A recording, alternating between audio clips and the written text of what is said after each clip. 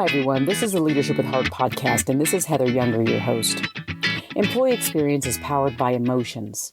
Managers and or leaders within organizations get to choose which emotions they unleash from within the people they lead.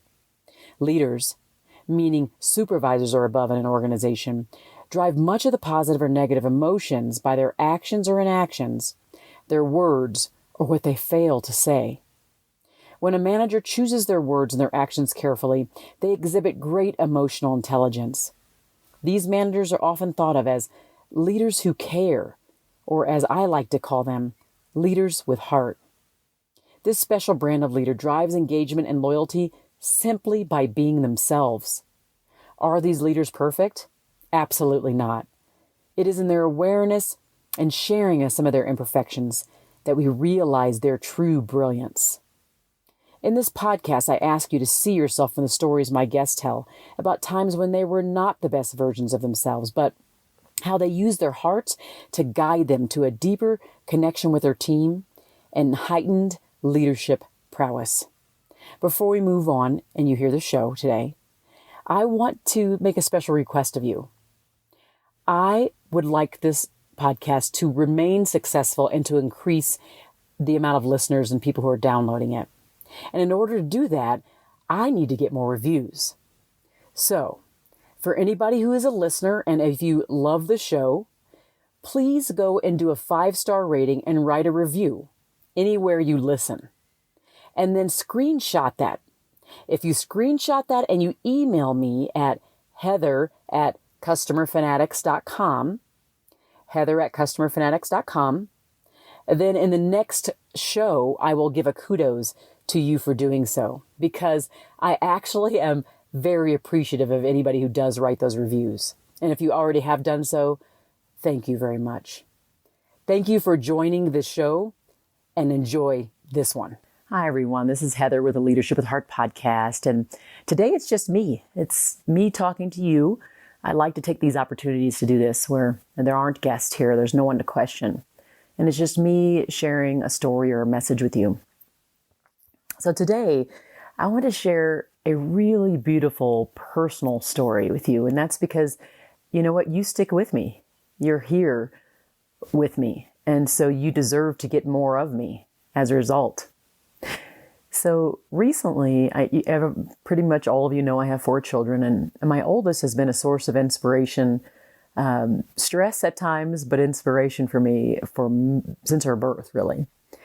And if you recall, she is a kiddo who struggled with learning delays and cognitive delays and things in her learning. And it's just caused her to have to be someone who works really, really, really hard to just stay afloat. And recently, she's in a course, it's a rhetoric course, which requires her to do speech analysis and for her to stand up and do poems in front of the whole class. And they all had to choose a speech. And it was in a book, and there were lots and lots of speeches, and she chose Malcolm X.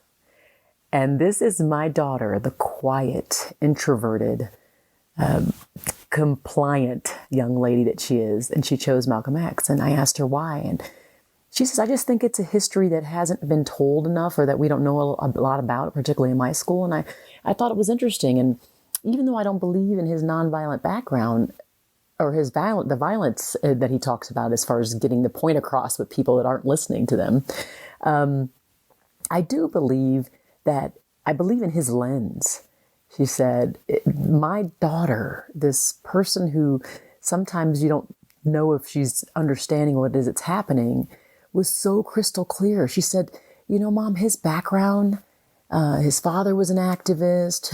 There were just a lot of different issues that happened to him. A teacher told him he would never make anything of himself. And there were just all these things that were against this guy. And I felt for him because I feel like over my life, I've had people either imply or indirectly or directly that I wouldn't go certain places, that I couldn't do certain things. And so that's the thing that really spoke to me about Malcolm X. And so she gave the speech. And she was the only one who selected that particular poem or that particular speech. And her teacher, I think, was flabbergasted. And I think everybody in the room was just like jaw wide open. And multiple times she made it clear that she didn't believe in his tactics. Again, that kind of the focus on not nonviolence, but the opposite. But she gave some context to, why she chose it, but the things that were in it that were impactful for her and that really were the truth for a large group of people in America. And everybody in the class, her being the only one that was an African-American class, everybody again just looking like, I can't believe Gabriella took this step. I've got to say, I was so proud of her. And it's, again, because of her journey. And to be honest, I'm not sure I would have that courage. And she was so proud of herself. And the other thing is, even though people were responding kind of interestingly, and her teacher kind of, you could see he was impressed, but at the same time, he was a little uncomfortable. Like 3 or 4 days after, he had still kept mentioning her talk a few times in class in a positive light. And then he decided that he was going to do a unit on Martin Luther King and Malcolm X for next semester. And I said, you know what? That's kudos to you, because you decided to be your most full self. You decided to be courageous, to explore what you thought needed to be explored, and to teach others and to bring them to the truth. You know what? I couldn't be more proud of her. And I thought I'd want to share that story with you, but also to really highlight the role of a leader, whether it be the teacher in the classroom, the parent in the home, the manager or supervisor on the front line, the executive leader, on the 5th floor, the mother or the father at home.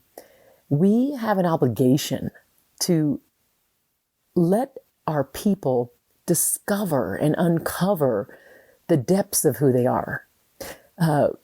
It's through allowing them safe spaces, putting them in environments that allow them to stretch outside themselves, outside of where they thought they could go, and where they maybe previously thought were limitations, and not place limitations on them. And of course, when they do, whether they do well or not, we still recognize them for the effort, for the courageousness, for the authenticity, because those are the things that we value. And when we value those things, we get more of them. And as a result, they flourish. So hopefully you got some value in that today. I have been touched by so many times by all of my children, but this particular girl in particular, because she is one who really keeps fighting the fight. She is the epitome of resilience and courage and authenticity. And so maybe we can all learn from her today. Thank you for joining in and listening to just me talk to just you. And the next time we join, we'll be listening to some great guest conversations. Thanks for joining the Leadership with Heart podcast. Take care. You can grab the show notes by visiting customerfanatics.com. And don't forget to subscribe to our newsletter.